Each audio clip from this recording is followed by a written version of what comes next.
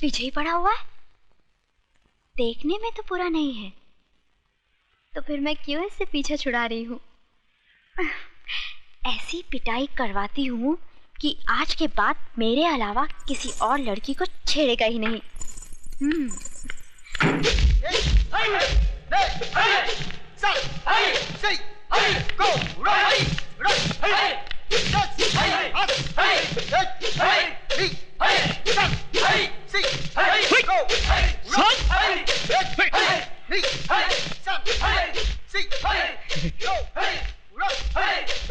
उस्मान मियां, practice को नहीं कर रहे हो?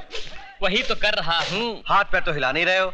इस काम के लिए हाथ पैर नहीं, बल्कि कुछ और हिलाना पड़ता है। कुछ और हिलाना पड़ता है?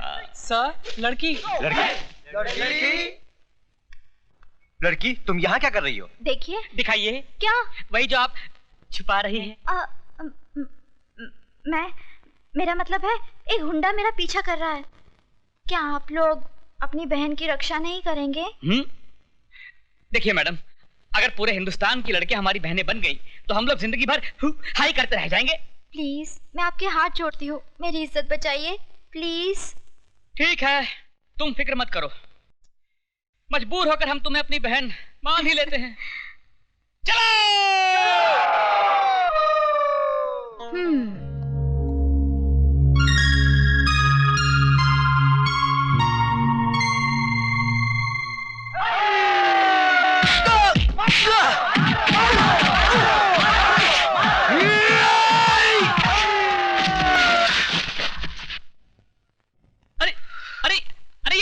ये गुंडा नहीं है, ये तो अपना यार विजय है। सर आप?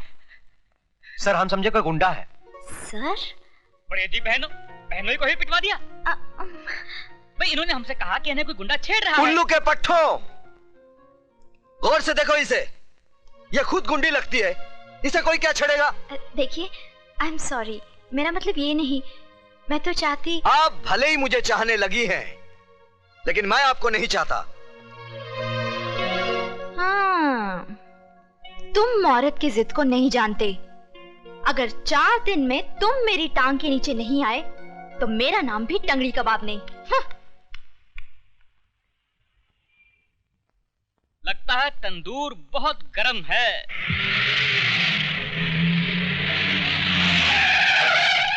दो ऑमलेट दे।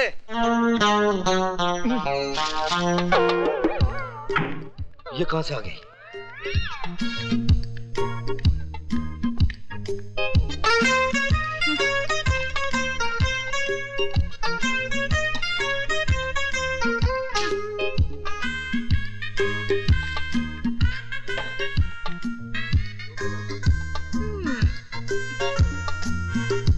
मैं क्या करूँ राम, मुझे बुढ़ा मिल गया। मैं क्या करूँ राम, मुझे बुढ़ा मिल गया। मेम साहब, यहाँ गाना बजाना मना है। तो फिर तुम क्यों बजा रहे थे? क्या? बाजा। ओह, मालिक हूँ ना इसलिए। फिर काउंटर पर कौन बैठा है? नौकर। ए राजू, मेम साहब को बोल दो कि टाइम पास करने के लिए यहाँ बैठना मना है। हाँ तो बोलिए मेम साहब, क्या चाहिए आपको? 1 गिलास पानी। ये रहा आपका पानी और ये रहा आपका बिल, 7 रुपए 50 पैसे। 1 गिलास पानी का? ये कोई मामूली पानी नहीं है मेम साहब, ये बम्बई का पानी है। इसके चक्कर में पानी वाली बाई दिल्ली चली गई थी और दिल्ली वाली बाई पानी में चली गई थी। ओह, ये बात है। हाँ, ये बात है। तो तुम्हारे होटल में जो कुछ भी है सब 1-1 प्लेट ले आओ। सब? हाँ, सब।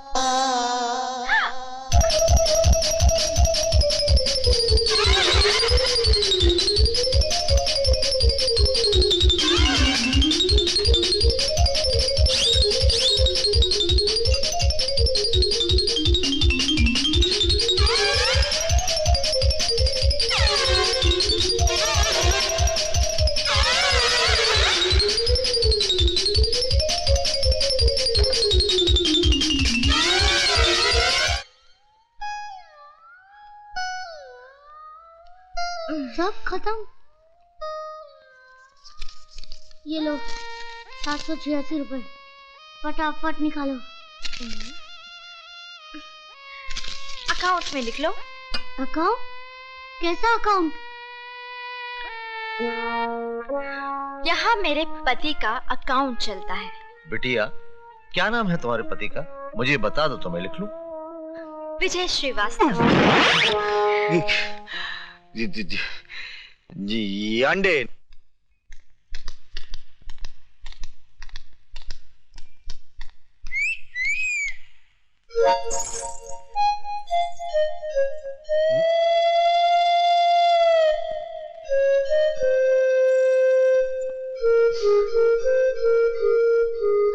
माँ,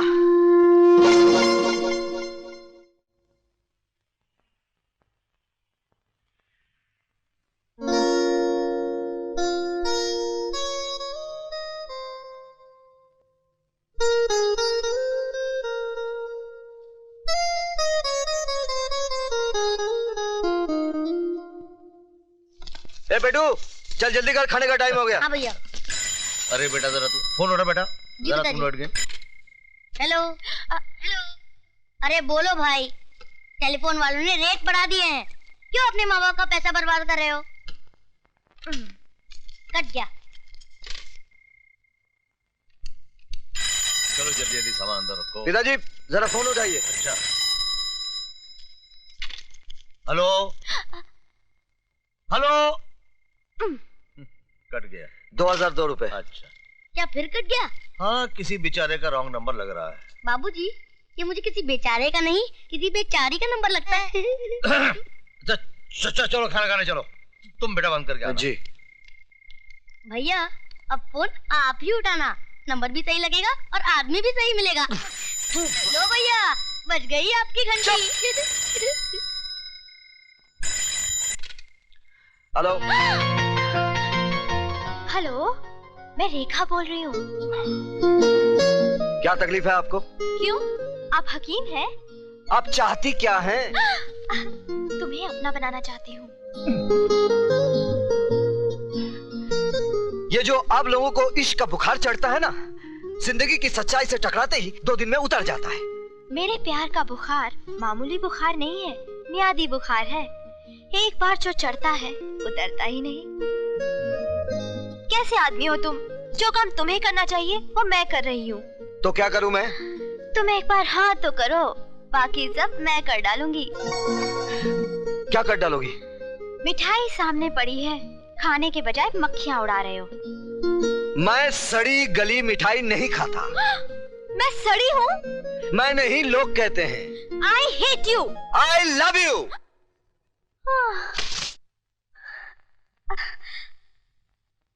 आई अडोर यू विजय। कुछ और लीजिए ना, वही बहुत खा लिया है। मेरा ख्याल है कि अब लड़की को अच्छी हुआ थी वो। आ गई मेरी बेटी।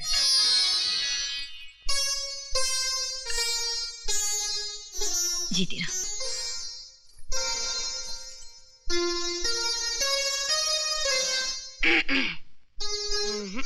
उस्मान भाई, ये तो बड़ी अखरूर लगती है, मुझे बिल्कुल नहीं जमी। अम्मा तो तुम्हें कौन सा जमानी है?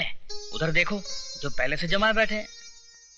अरे सच्चाना साहब, जब हमारे बेटों को आपकी बेटी पसंद है तो फिर हमको भी पसंद है। अरे ऐसे कैसे पसंद कर ली? पहले थोड़ी पूछताछ तो करने दीजिए। अच्छा बेटे, तो पूछो। अंकल, आपसे नहीं, इनसे। पूछो पूछो। आपको हेल्थ क्लब, ब्यूटी पार्लर जाना पसंद है? नहीं। पार्टी में जाना तो अच्छा लगता ही होगा। नहीं। पत्ते खेलना आता है? नहीं। ये भी नहीं आता? खैर, आपको break dance, tequila, rumba samba dance तो आता ही होगा। बिल्कुल नहीं। फिर आपको आता क्या है? राजू, पढ़ना, घर में सफाई रखना, खाना बनाना, वक्त पर पापा को दवाई देना, वगैरह वगैरह। तो भाई वकील साहब, जी। हमें आपकी लड़की पसंद है। बहुत धन्यवाद। राजू मियाँ, हम लोग विजय मियाँ के लिए लड़की पसंद करने आए हैं, आपके लिए नहीं। अगर विजय भैया को किसी वजह से लड़की पसंद नहीं आती है तो मैं शादी करने के लिए तैयार हूँ।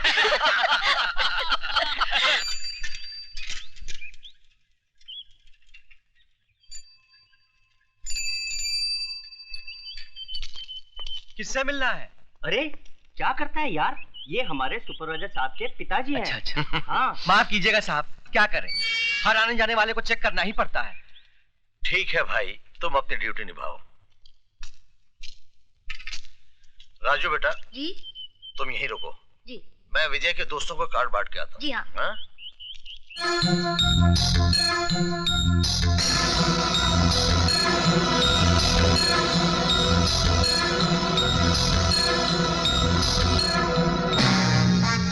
Look at this. Aha. With the telescope. And now this is very handy for ladies. Mister त्रिकाल, हमको समझ में नहीं आया, गवर्नमेंट का बारूद, उसका बंदूक तुम हमको कैसे सप्लाई करता है? जिस तरह हम तुम्हें गवर्नमेंट का गोला बारूद सप्लाई करते हैं और ये नहीं पूछते कि तुम इसका क्या करते हो। क्या करता है? जैसे तुम 1 रुपये का माल 4 रुपये में देता है, हम 4 रुपये का वही माल एक्सट्रीमिस्ट लोग को 10 रुपये में देता है। जॉन, जिस तरह हम रुपया कमा रहे हैं उसी तरह तुम भी कमाओ, लेकिन हमारे घर में झांकने की कोशिश मत करो। तो तुम बिजनेस की बात करता है?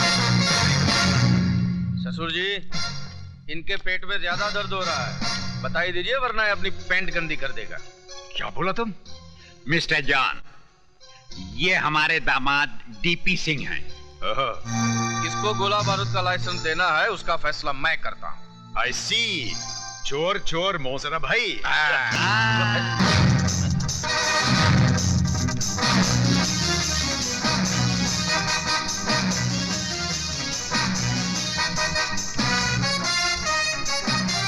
विजय बेड से देखा। चलो पीछे से दरवाजा खोलो। अच्छा। जा रहे हो साहब? हाँ? आपको चेक करना पड़ेगा। पिताजी डरो मत बेटा, इनका काम ही है चेक करना, डरो मत। कुछ करिए भाई, अगर तलाशी लेनी तो आप ले लेते, इस कुत्ते की क्या जरूरत थी? साहब, इंसान हमें तो धोखा दे सकता है, इन कुत्तों को नहीं। अगर आपके जिस्म से बारूद की बू आ जाती तो ये आपको फाड़ कर खा जाते। तो मैं चलूं? हाँ जी। आ बेटा। हेलो गार्ड, जी साहब। विजय आया है क्या? उनके पिताजी जरूर आए थे, चले गए साहब। पिताजी आए थे? जी साहब।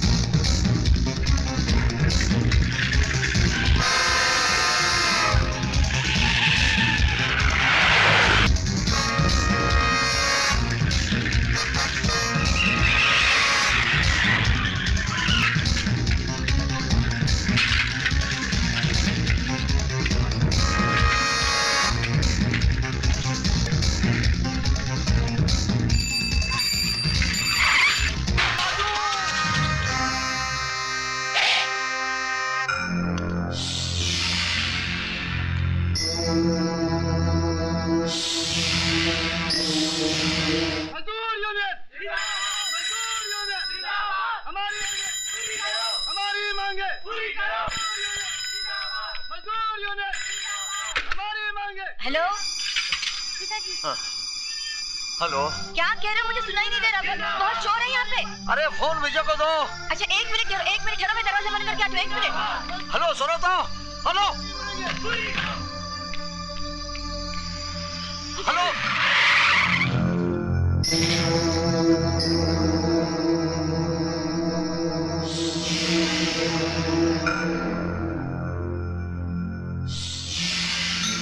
Hello hello hello hello.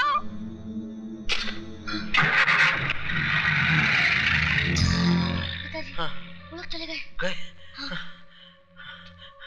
Hello hello. Cut गया। फिर से लगाइए। बेटा अब तो सिक्का ही नहीं है। चल चल घर चलते, चल। चलिए।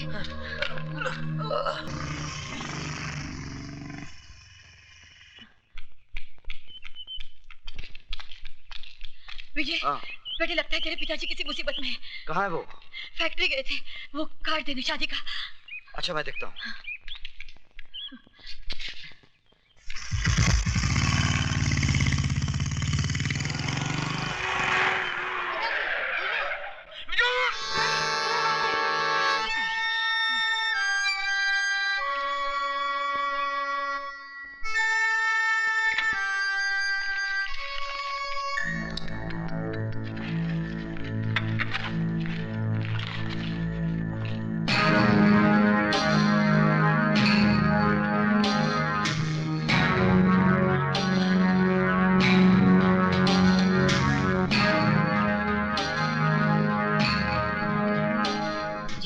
बोलिए।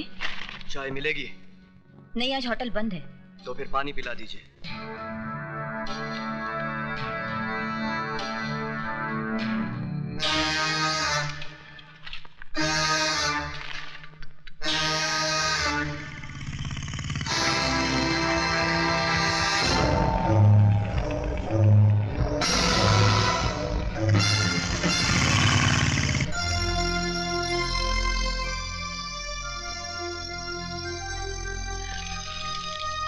Thank you.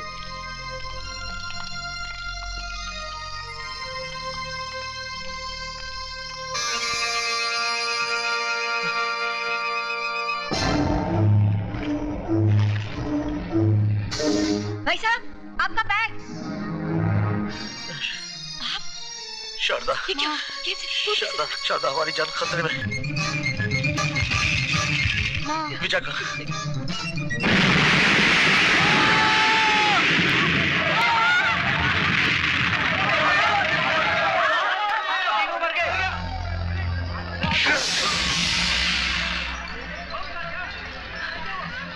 भाई, भाई,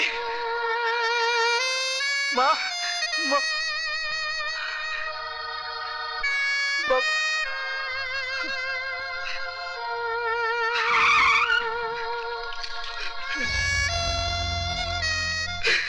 You are under arrest.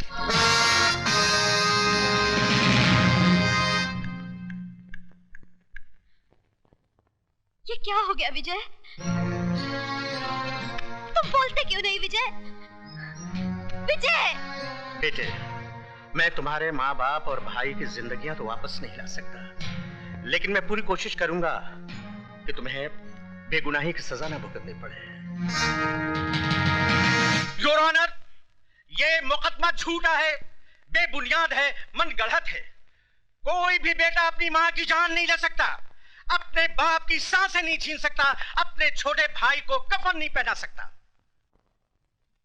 Your honour, हर हादसे के पीछे कोई सबब होता है, कोई वजह होती है, और यहां तो कोई वजह भी नहीं है। फिर विजय श्रीवास्तव अपने माँ बाप और भाई का खून क्यों करेगा? इसलिए मैं अदालत से दरखास्त करता हूं कि मेरे मुवक्किल के खिलाफ सारे इल्जामात वापस लिए जाएं और इन्हें बाइज्जत बरी किया जाए।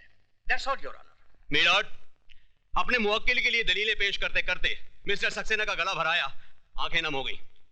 मैं उन्हें यह बताना चाहूंगा मिलॉर्ड कि अदालत में ना तो आंसुओं की कोई कीमत है और ना ही जज्बातों की कोई कद्र, लिहाजा हकीकत को अफसाना बनाकर ना पेश किया जाए, हकीकत को हकीकत ही रहने दिया जाए। और हकीकत यह है कि जिस बारूद के ढेर से 3 बेगुनाहों की जानें गईं, वो बारूद कहां पाया गया? विजय श्रीवास्तव के बैग में। वो बारूद जो हाईली एक्सप्लोसिव क्वालिटी का था, किसी पटाखे की दुकान से नहीं लाया गया था योर ऑनर, बल्कि मिस्टर त्रिकाल की ऑर्डिनेंस फैक्ट्री से लाया गया था, जिसके गोदाउन के इंचार्ज और कोई नहीं, विजय श्रीवास्तव थे। क्या अब भी ये बताना बाकी रह गया है कि ये आदमी अपने माँ बाप और भाई की मौत का जिम्मेदार है? मिलॉर्ड, अब मैं अदालत के सामने एक ऐसा गवाह पेश करूंगा जो सबकी जबान पर ताला लगा देगा।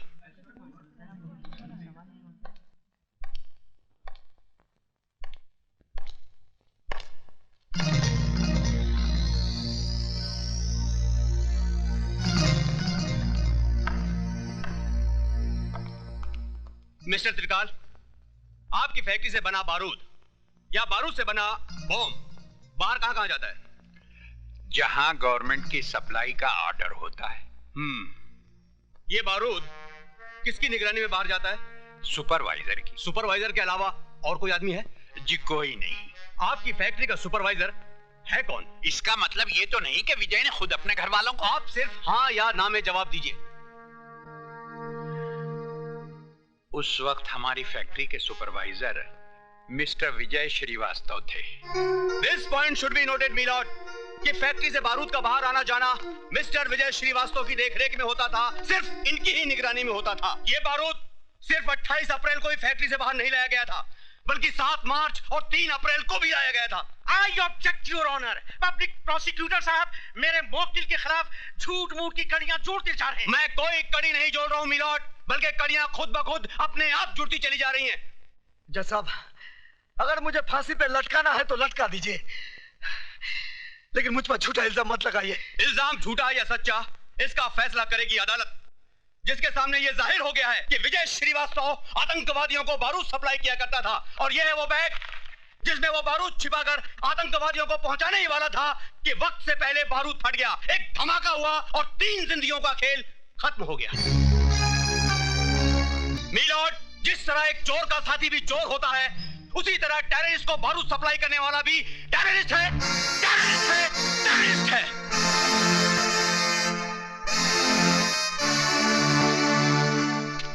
मुलजिम विजय श्रीवास्तव, वल्द मोहनलाल श्रीवास्तव, ये अदालत तुम्हें आतंकवादियों को बारूद सप्लाई करने के जुर्म में मुजरिम करार देते हुए 5 साल सख्त कैद की सजा सुनाती है। गलत, गलत सजा सुना बेटे जज साहब। इस चलती फिरती लाश में उम्मीद की सांसें फूंक दी आपने। माँ बाप और भाई की मौत के बाद जीने की चाहत ही खो दी थी मैंने, लेकिन अब जीऊंगा इस इंतजार में कि ये 5 साल का वक्त कब गुजरेगा, ताकि उस दरिंदे को ढूंढ सकूं जिसने मेरे माँ बाप के खून से मेरा मुकद्दर लिखा है।